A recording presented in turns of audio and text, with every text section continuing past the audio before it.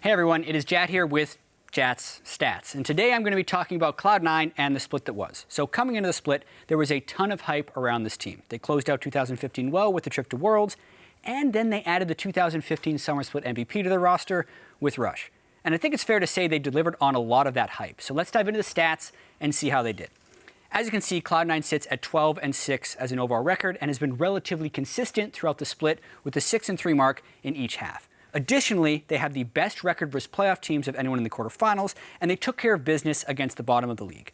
So from here, I want to transition to team strengths and weaknesses. Cloud9 plays fast games, the third fastest actually. They have an average game time of 33 minutes and 19 seconds. They also fight often. CKPM stands for combined kills per minute, which is a mark of how bloody a game is. And at .78, Cloud9 has the second bloodiest games in the NALCS, with Immortals ranking #1.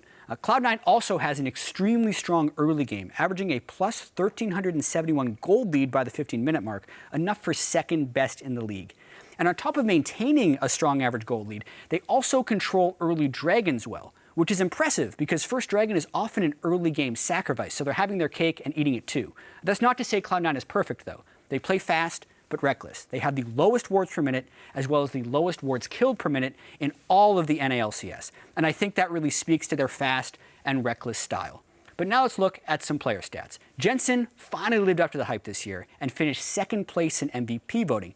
81 kills and 676 damage per minute both rank him tops in the mid lane role. And while his CS difference isn't #1, I think it's for a good reason. Jensen often leaves lane to set up plays and get kills in other lanes, and a plus 3.1 CS differential is still positive and pretty good. Balls is a little bit more interesting, however. He has a CS difference that ranks him second amongst all top laners in NA, yet his damage stats rank him towards the bottom of NA top laners. And I think what this indicates is that Cloud9 use balls as a wave management and distraction tool.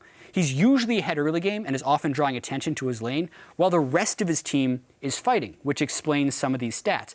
It mainly explains also how he dies less than other top laners relative to his team, and that explains his damage as well. The final thing I want to touch on, though, is champion pools. Balls has played more champions in the top lane role than any other NA player with 11. Jensen also shows massive champion variety. In his case, he's one of only 2 mid starters to have no more than 3 games on a single champion.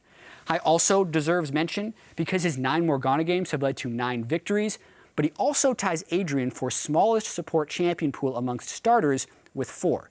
And what these champion pools show me is that Cloud9 are most likely to early pick or power pick AD, support, and jungle, and then they round out their composition with diverse mid and top lane choices.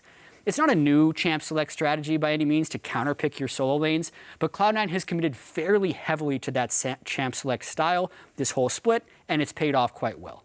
That'll do it for Cloud9 though, but if you want more Jat Stats, head over to youtube.com/LOLesports and check out segments on all the other NA quarterfinal teams playing this weekend: Energy, Team Liquid, and TSM.